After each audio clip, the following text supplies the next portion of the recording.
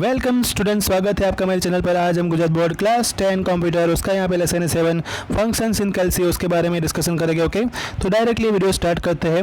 इसमें हम total 3 part बनाएंगे। पार्ट 1 पार्ट 2 जो है वो थियोरिकल होगा और पार्ट 3 जो है वो रहेगा प्रैक्टिकल। ठीक है, तो पहले पार्ट में हम इंट्रोडक्शन से स्टार्ट करेंगे। तो ये हो रहा है यहाँ पे इंट्रोडक्शन और पहली स्लाइड में आ रहा है फंक्शन। तो फंक्शन के बारे में बात करते हैं। फंक्शन क्या है यहाँ पे, तो कैलसी हमें आगे भी ऑलरेडी जो हमने 6 चैप्टर देखा, 5th चैप्टर में उसके बारे में जानकारी ली। ठीक है, जो कैलसी सॉफ्टवेयर है उसके अंदर हमने एक टाइप का देखा कि वो माइक्रोसॉफ्ट एक्सेल ही है, वो फ्री ऑफ कॉस्ट मिलता है, इसलिए थोड़ा हम उसके बारे में ज़्यादा इस चैप्टर में बात कर रहे हैं। कैलसी के अंदर ऑलरेडी ऐसे बिल्ट इन फॉर्मूलाज रहते हैं जिससे हम डायरेक्टली जो है उसमें पुट करके वैल्यू उसमें अलग अलग टाइप के आंसर निकाल सकते हैं। डिवीज़न, एडिशन, मतलब सब्ट्रैक्शन, मल्टीप्लिकेशन डायरेक्टली कर सकते हैं। तो ऐसे जो बिल्ट इन फंक्शन है, स्टैंडर्ड फंक्शन है ये, तो उसके अंदर mathematical, logical, statistical, date in time, financial, other calculation भी कर सकते हैं, जो एक अच्छी बात है। तो नंबर के ऊपर भी कर सकते हैं, टेक्स्ट के ऊपर भी कर सकते हैं। ठीक है, अब उसके रूल्स क्या हैं, तो रूल्स में हम बात करेंगे। पहले तो कोई भी फंक्शन होगा वो इक्वल टू साइन से शुरू होगा। ठीक है, उसके बाद उसका नाम जो है कैपिटल लेटर में लिखना है, जो भी उसका नाम हो, जैसे कि सम है, एडिशन है, जो भी है। फिर उसके बाद हमें ब्रैकेट करना है। ब्रैकेट करने से क्या होगा कि वो फंक्शन जो है उसके अंदर उसके आर्ग्यूमेंट हम लिख पाएंगे। ठीक है, तो कोई जो आर्ग्यूमेंट है उसमें इंफॉर्मेशन रहती है जो फंक्शन में पास होगी, जो स्पेसिफाई करेगी कि फंक्शन का बिहेवियर क्या है। आर्ग्यूमेंट जो है वैल्यू के फॉर्म में हो सकती है, एड्रेस जो रहता है सेल का उसके फॉर्म में हो सकती है, टेक्स्ट के फॉर्म में हो सकती है, कांस्टेंट हो सकती है, या एक से ज़्यादा तो फंक्शन के रूप में भी हो सकती है। फंक्शन जो है दूसरी बात के उसके अंदर एक से ज़्यादा आर्ग्यूमेंट होती है, ज़रूरी नहीं कि एक ही आर्ग्यूमेंट हमेशा होगी, वो डिपेंड करता है कि हम कौन सा फंक्शन उसमें टाइप कर रहे हैं। फिर नेक्स्ट है some function do not have any argument. ये भी एक अच्छी बात हुई। ठीक है, कोई किसी में आर्ग्यूमेंट डालना ही नहीं है तो उसमें क्या करेंगे, उसको खाली छोड़ना पड़ेगा ना। जब कोई आर्ग्यूमेंट ही नहीं है तो वहाँ पर क्या करना होता है कि हमें भी शांत रहना है। जैसे सब लोग शांत है तो हमें भी शांत रहना है, तो यहाँ पर हम उसको एम्प्टी छोड़ देंगे। टेक्स्ट न्यूमेरिकल आर्ग्यूमेंट इन कैलसी, तो टेक्स्ट या तो नंबर कोई भी हम जब उसमें डालते हैं तो उसको लिखने के लिए हम सेमी कोलन की साइन जो है वो अप्लाई करेंगे, उसके अंदर लिखेंगे। और सभी सेल रेंज होगी उसको डिफाइन करने के लिए इस टू साइन का इस्तेमाल होगा। जैसे कि A2 से लेके A5 में लिखना है तो जैसे लिखा है साइन होगी यहाँ पे A2 is to A5, तो इस तरह से ये साइन का इस्तेमाल करने वाले हैं। अब मैंने थोड़ा इसको टेढ़ा कर दिया तो आप भी थोड़ा टेढ़ा हो जाना। फंक्शन विजार्ड के बारे में समझिएगा, क्योंकि इसमें थोड़ा मुझे ये लग रहा था कि बच्चों को दिखाई नहीं देता है। थोड़े पिक्सल आप बढ़ा देना, डेटा सेवर में से हाई इमेज क्लियरिटी में आप चले जाना, यूट्यूब पे सेटिंग में होता ही है, तो आपको दिखाई देगा आपकी जो it is not possible to place, बहुत सारे फंक्शन को एक साथ एक जगह पर प्लेस करना जो है, मतलब अब थोड़ा मैंने इसको टेढ़ा कर दिया है, उसका मतलब कि आपको अच्छे से दिखाई देगा। आप क्लियरिटी चेंज कर देना सेटिंग में जाके। ठीक है, दूसरी बात है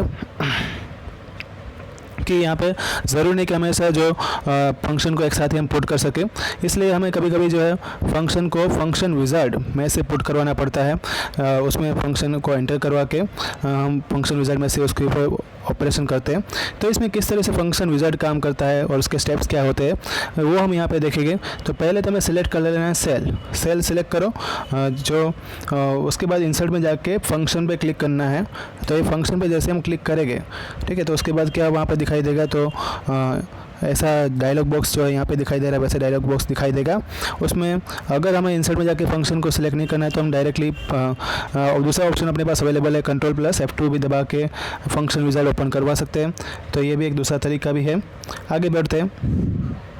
अब जो यहाँ पे जितने भी फंक्शन दिखाई दे रहे हैं उस फंक्शन में से हमें कोई भी एक फंक्शन को सिलेक्ट कर लेना है। सपोज हम यहाँ पे सम को सिलेक्ट करते हैं और A1 से लेके A10 जो सेल है उस सेल एड्रेस उसमें इसकी वैल्यू है 1 से लेके 10।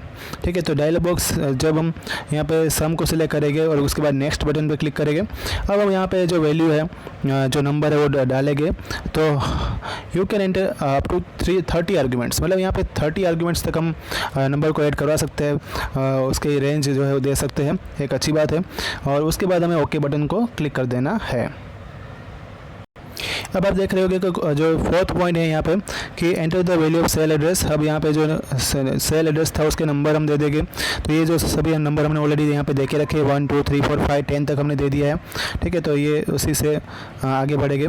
फिर हमें क्या करना है, when you click on select button it will lead you to worksheet areas in world dialog box of the function wizard will be converted into small tool बार।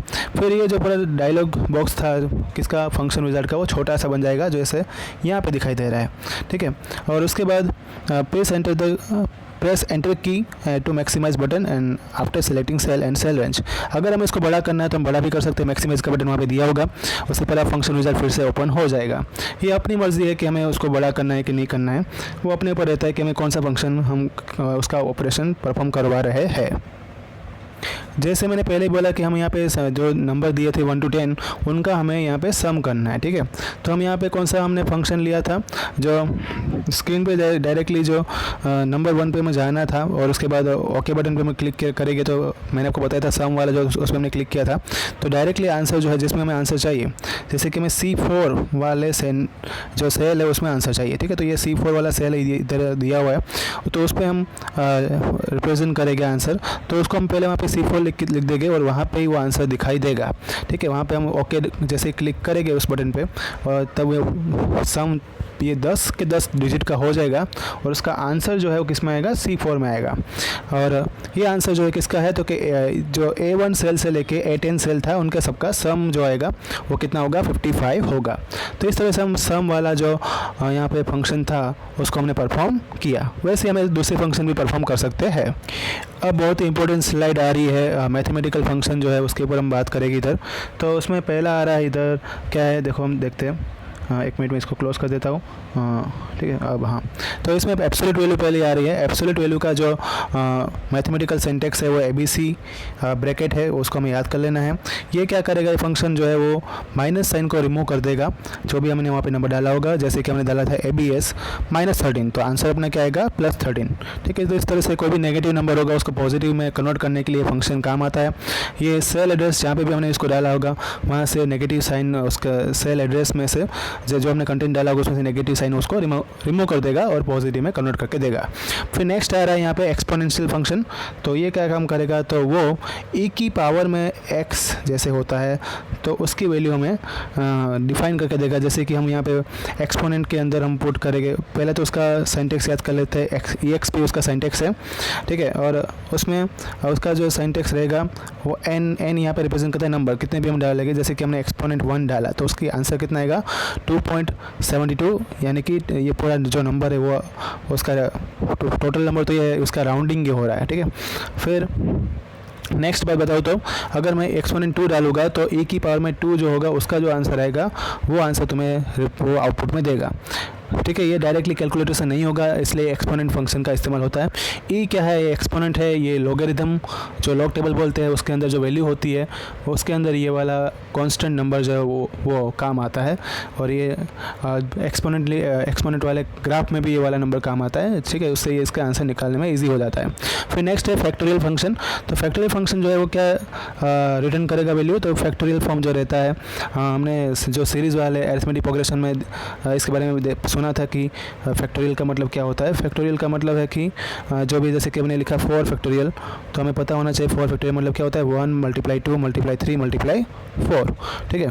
तो ये सब कुछ जो था उसी का आंसर ये डायरेक्ट निकाल के देगा। जैसे कि किसी ने लिख दिया फैक्ट 3 जो है उसका मतलब कि फैक्ट उसका सिंटैक्स था, उसमें हमने नंबर डाल दिया यहाँ पे 3, तो 3 नंबर जैसे डाला मतलब वो 3 तक का मल्टीप्लाई करेगा, 1 2 3, आंसर कितना आएगा 6, तो 6 वो आउटपुट में देगा।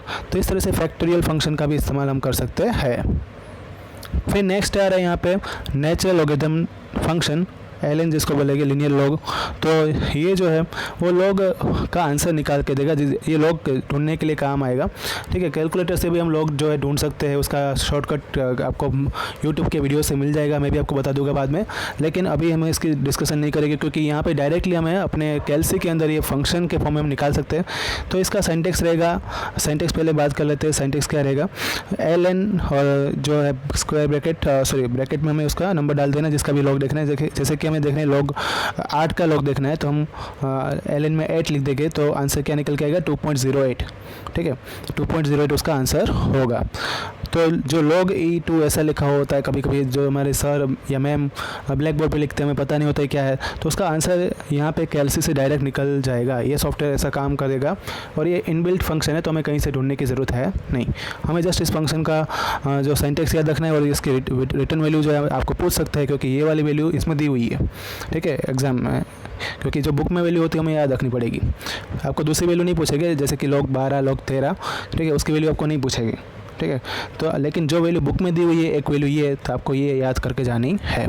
फिर नेक्स्ट आ रहा है log बेस 10। अगर बेस में log 10 है, ठीक है, इसमें बेस क्या था, ई था, ये याद रखना।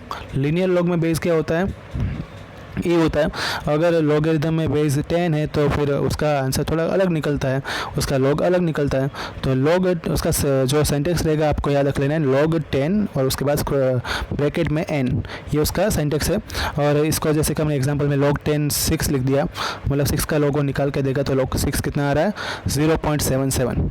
ठीक है, तो ये इसका आंसर वो निकाल के देगा। फिर नेक्स्ट है पावर फंक्शन। पावर फंक्शन जो रहेगा वो किस तरह से उसका सिंटैक्स रहेगा, यहाँ पे उसके बारे में बात करेंगे। तो सिंटैक्स होगा ये यहाँ पे लिखा हुआ है, देख लेते हैं एक मिनट। ये पावर है इक्वल टू पावर लिख देंगे पहले हम, उसके बाद जो नंबर डालेंगे उसके बाद पावर डालेंगे। ठीक है, तो ये रहा उसका एक एग्जांपल, 10 और पावर में है 3, मतलब कि 10 की पावर है 3, तो कितना आंसर आएगा 10 का क्यूब, और 10 का क्यूब कितना होता है 1000, तो वही आंसर निकल के आ जाएगा। तो इस तरह से पावर फंक्शन जो है, मैं किसी भी नंबर की कितनी पावर भी निकालनी चाहे, 10 पावर निकालनी, 1000 पावर निकालनी हो, डायरेक्ट ये निकाल के देगा। अब उसके बाद नेक्स्ट आ रहा है फंक्शन और product of the many arguments, जो प्रोडक्ट हम बोलेंगे। तो प्रोडक्ट फंक्शन हमें पता है मल्टीप्लाई करना है, जितने भी नंबर हम डालने वाले हैं उसका यहाँ पे आप सिंटैक्स देख सकते हो। ठीक है, सिंटैक्स यहाँ पे लंबा लिखा हुआ है, तो जितने n1 n2 n3 n30 मतलब 30 आर्गुमेंट तक हम उसमें डाल सकते हैं। इतना लंबा मल्टीप्लाई आपको देखने को मिलेगा। ये एक साथ यहाँ पे कैलसी परफॉर्म कर लेता है। जैसे कि हमने यहाँ पे डाला है 20 30 10, तो 20 और उसका आंसर जो आ रहा है 6000 आ रहा है, तो डायरेक्टली वो 6000 रिटर्न करेगा। ठीक है, क्योंकि इन तीनों का मल्टीप्लाई कितना होगा 30 20 और 10 का 6000 होगा। फिर नेक्स्ट आ रहा है square root. Square root function जो है वो स्क्वायर रूट निकाल के देगा, उसका सिंटैक्स रहेगा SQRT कैपिटल में n। ठीक है, ये हमें याद रख लेना है। जैसे कि 100 का स्क्वायर रूट क्या होता है, तो आंसर क्या आएगा 10 आएगा। फिर नेक्स्ट फंक्शन जो है इंटीजर। इंटीजर मतलब कि इंटीजर वैल्यू रिप्रेजेंट करेगा। कोई भी नंबर होता है उसमें हमें पता होना चाहिए कि जैसे कि नंबर है, पहले तो उसकी सिंटैक्स के बारे में बात कर लेते हो। तो इंटीजर INT और फिर नंबर डाल देना है, ये उसका सिंटैक्स है। अब मानो कि हमने 15.3 लिखा, तो 15.3 में जो 15 पार्ट है उसका इंटीजर पार्ट है, और जो पॉइंट के बाद नंबर है उसका फ्रैक्शन पार्ट होता है। तो हमें वो क्या रिटर्न करेगा, 15 को रिटर्न करेगा। अगर 15.8 लिखा होगा तो भी वो 15 ही रिटर्न करेगा, क्योंकि 15 जो है वो इंटीजर पार्ट है। पॉइंट के बाद जो नंबर होती है उसको हम क्या बोलते हैं, फ्रैक्शन पार्ट। फ्रैक्शन पार्ट वो नहीं आउटपुट में बताएगा, तो ये बात हमें याद रख लेनी है। नेक्स्ट आ रहा है फंक्शन राउंडिंग वैल्यू। ये जो फंक्शन है हम जो राउंडिंग करते हैं, ठीक है, उसी के ऊपर ये डिपेंडेड है। तो जैसे कि इसका पहले तो राउंड नंबर और नंबर डिजिट, ये उसका सिंटैक्स है, यहाँ पे लिखा हुआ है, ये हमें याद कर लेना है। और एक एग्जांपल लेंगे उससे पूरा क्लियर हो जाएगा। जैसे कि हमने लिखा 45.345 और 1 वैल्यू तक हमें राउंडिंग करना है, मतलब पहला पॉइंट के बाद पहला नंबर है वहाँ तक हमें राउंडिंग करना है। तो 45.3 हो रहा है, तो 45.3 के हिसाब से उसका राउंडिंग भी 45.3 होगा। अगर 2 तक बोलेंगे तो हमें 3 4 तक जाना पड़ेगा। तो 3 4 के बाद नंबर आ रहा है 7, तो 7 जो है 5 से बड़ा नंबर है। जब 5 से बड़ा नंबर होगा तो हमें उसको कन्वर्ट कर देना है। 4 को हम क्या कर देंगे, यहाँ पे 5 कर देंगे, मतलब क्या हो जाएगा वो 35 मतलब कि 45.35। ठीक है, फिर नेक्स्ट आ रहा है जैसे कि 45.693। ठीक है, तो इसमें राउंडिंग करना है हमें, यहाँ पे 0 लिख के दिया है, मतलब कि 45 का उसके बाद जो नंबर आ रहा है उसको देखना पड़ेगा। तो 6 नंबर ये 5 से बड़ा है, तो उसका मतलब क्या हो जाएगा 45.693 का क्या हो जाएगा 46। तो जहाँ पे जो भी नंबर तक हमें राउंडिंग करने के लिए बोलेंगे उसके हिसाब से हमें जाना है। एक बात ये रखने के नंबर के बाद जो दूसरा नंबर होता है वो अगर 5 से बड़ा होता है तो आगे वाले नंबर को एक बढ़ा देना है। फिर राउंड अप जो है उसमें भी सेम टू सेम चीज़ उसमें लिखा है यहाँ पे। पहले तो उसका हम बात कर लेंगे उसका सिंटैक्स के बारे में। राउंड अप के बाद ब्रैकेट याद रखना है। और जैसे कि राउंड अप में लिखा 45.345, तो आंसर कितना आएगा 45.4। ठीक है, ये भी सेम टू सेम उसी की तरह है जो ऊपर हमने देखा था। फ़र्क इसमें इतना है कि इसमें देख लेते हो, देखो मैं आपको बता देता हूँ फ़र्क क्या था। यहाँ पे भी वही एग्जाम्पल था, लेकिन उसमें आंसर 45.3 आ रहा था और इधर जो आंसर है वो 45.4 आ रहा है। ठीक है, क्योंकि इसमें पॉइंट के बाद जितने भी डिजिट है उसको नहीं देखना है, इसमें ये देख लेना है कि पॉइंट के बाद डिजिट है ना, तो आप क्या करो, पहले नंबर को कन्वर्ट कर दो, जो अगर दूसरे को बोले कि तो दूसरे नंबर में एक बढ़ा दो, तो इस तरह से इसका राउंड अप होगा। तो इस तरह से इसको याद रखना है। ठीक है, अब यहाँ से और क्लियर हो जाएगा आपका एग्जाम्पल, क्योंकि यहाँ पे राउंड डाउन लिखा है। राउंड डाउन का मतलब होगा कि आपको कम कर देना है। ठीक है, जैसे कि यहाँ पे एग्जाम्पल था 45.345, तो हम लिखने वाले थे 45.4। वैसे जैसे हमने राउंड अप में लिखा था उसमें क्या लिखा था 45.4, लेकिन इसमें हम क्या रहने देंगे, हम उतना ही रहने देंगे जितना है, उसमें से एक कम कर देंगे, मतलब कि 45.3 को हम रहने देंगे। अगर मानो कि उसने 1 की जगह यहाँ पे 2 लिखा होता, ठीक है, तो हम क्या करते हैं 45 पॉइंट जो 34, तो हम 34 जो है उसको 4 ही रहने देते हैं। पता चल गया, उसमें कुछ चेंजेस होता नहीं। फिर आ रहा है ट्रंकेशन फंक्शन है। ट्रंकेट फंक्शन जो है उसके बारे में बात करेंगे। इसका मतलब यहाँ पे होगा कि जो थोड़े डिजिट को हटा देना, पीछे से हटा देना। ठीक है, जैसे कि यहाँ पे उसका पहले सिंटेक्स हम याद कर लेंगे कि सिंटेक्स क्या हो रहा है इसका। सिंटेक्स यहाँ पे हो रहा है, एक मिनट, ये सिंटेक्स था यहाँ पे ट्रंकेट का TRUNC नंबर, उसके बाद नंबर डिजिट। जैसे कि यहाँ पे लिखा हुआ एक एग्जांपल, ट्रंक में 1.239 और 2 लिखा हुआ है। 2 का मतलब यहाँ पे होगा 2 डिजिट को हटाना है पीछे से। तो पीछे जो 2 डिजिट थे वो कौन कौन से थे, तो वो थे 3 और 9। तो 3 और 9 जो है वो यहाँ पे आंसर इसका हट जाएगा, मतलब 3 और 9 हट जाएगा आंसर। एक मिनट में देख लेते हो क्या होगा, एक मिनट। ओके, तो इसमें इस तरह से होगा कि जो पॉइंट के बाद नंबर कितने हमें यहाँ पे रिप्रेजेंट करवाने हैं, तो उसके बारे में बात करा। जैसे कि यहाँ पे 2 लिखा था, तो 2 का मतलब क्या होगा मैं आपको बता देता हूँ कि आप पॉइंट के बाद 2 नंबर तक उसको दिखाओ। ठीक है, तो आंसर आएगा 1.23। जैसे कि मैं एक नंबर लिखता हूँ 1.456 और कॉमा करके डाल देता हूँ यहाँ पे 3। ठीक है, तो उसका मतलब ये होगा कि आंसर क्या आएगा मेरा 1.456, क्योंकि उसने बोला तीनों के तीनों नंबर आपको बताने हैं। पता चला। तो इस तरह से यहाँ पे 2 लिखा था, तो 2 के हिसाब से आंसर है कि आपको पॉइंट के बाद 2 डिजिट तक आपको बताने हैं। अगर मानो कि किसी ने यहाँ पे आर्ग्यूमेंट नहीं डाली, ठीक है, सिर्फ ओनली लिख दिया 12.5, तो उसमें आउटपुट क्या आएगा 12 आएगा और उसमें पॉइंट के बाद सभी नंबर हट जाएंगे। अगर किसी ने माइनस नंबर डाला होगा और उसमें भी आर्ग्यूमेंट नहीं डाली, तो वो माइनस नंबर को रिप्रेजेंट करेगा, पॉइंट के बाद वाले सभी नंबर को हटा देगा। ठीक है, क्योंकि उसमें आर्ग्यूमेंट नहीं डाली है, उसका मतलब वो ऐसे कंसीडर करेगा। तो इसमें हमेशा ज़रूरी नहीं कि आप जो है पार्ट जो है यहाँ पे स्पेसिफाई करो। आप स्पेसिफाई नहीं करोगे तो वो पॉइंट वाले सभी नंबर को हटा के जो भी नंबर जैसा है वैसा, वो पॉजिटिव होगा तो पॉजिटिव, नेगेटिव होगा तो नेगेटिव आउटपुट में दिखाई देगा। यहाँ पे लास्ट आ रहा है सम ऑपरेशन, जो है उसमें जितने भी आर्ग्यूमेंट हम डालेंगे उसको वो प्लस करके दे देगा। यहाँ पे मैक्सिमम हम कितने आर्ग्यूमेंट डाल सकते हैं, 30 आर्ग्यूमेंट डाल सकते हैं। जैसे कि किसी ने सम आगे लिख के इक्वल टू की साइन, मतलब इतना लिख के हमने इतना ये लिख दिया, तो ये 4 नंबर का सम कितना होगा 10 होगा, तो आउटपुट में कितना रिटर्न करेगा, वो 10 रिटर्न करेगा। मैक्सिमम आर्ग्यूमेंट कितनी डाल सकते हैं, 30 डाल सकते हैं।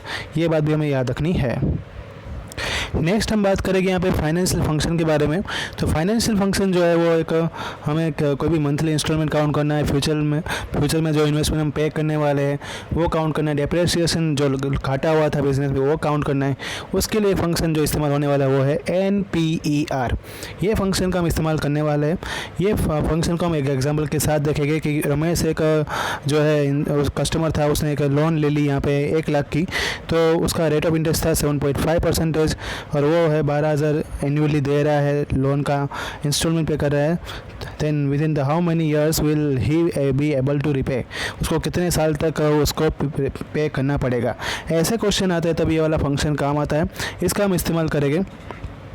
इसमें सबसे पहले क्या डालना है, इंटरेस्ट, उसके बाद इंस्टॉलमेंट, फिर लोन डालना है, फिर फ्यूचर, फिर टाइप। तो इनका यहाँ पे जो एलिमेंट्स है, कंपोनेंट है, उसके बारे में पूरा यहाँ पे डिस्कस करेंगे कि क्या इसमें एक्चुअली हमें ऐड करवाना है। ठीक है, तो पहले हम यहाँ पे बात करेंगे किसके बारे में, इंटरेस्ट। तो इंटरेस्ट के बारे में बात करते हैं, ये क्या है, तो इंटरेस्ट मतलब कि रेट ऑफ इंटरेस्ट जो भी वो जिस रेट से पे कर रहे थे, जैसे कि यहाँ पे था 7.5%। इंस्टॉलमेंट यहाँ पे इंडिकेट करते हैं कि 1 साल में कितना अमाउंट वो पे कर रहे थे, तो 12,000 था, वो हमें पता चला। उसके बाद जो इंडिकेट अमाउंट अमाउंट कितने उसने बोरो किया था वो है उसकी लोन हो गई, तो लोन जो थे वो 1 लाख की थी। फिर नेक्स्ट है फ्यूचर। फ्यूचर क्या है? फ्यूचर ये है यहाँ पे कि amount of money that remain after the last payment, तो कितना पेमेंट बाकी रहेगा। जैसे 1 लाख में से 12,000 माइनस कर दो तो जो पेमेंट बाकी रहता है उसके हिसाब से कैलकुलेशन होगी। और टाइप यहाँ पे इंडिकेट करेगा कि कौन सा टाइप यहाँ पे at the beginning of the each accounting period और नॉट, वो किस तरह से वो इंस्टॉलमेंट पे कर रहे हैं उसके बारे में यहाँ पे इंफॉर्मेशन हमें देनी पड़ेगी। पेमेंट वो कर रहे हैं बिगिनिंग से किस तरह से कर रहे हैं, मंथली कर रहे हैं या ईयरली कर रहे हैं, उसकी इंफॉर्मेशन हमें यहाँ पे देनी पड़ेगी। अब यहाँ पे future argument is not a generally use, तो यहाँ पे फ्यूचर आर्ग्यूमेंट जो है वो यूज़ होती नहीं है।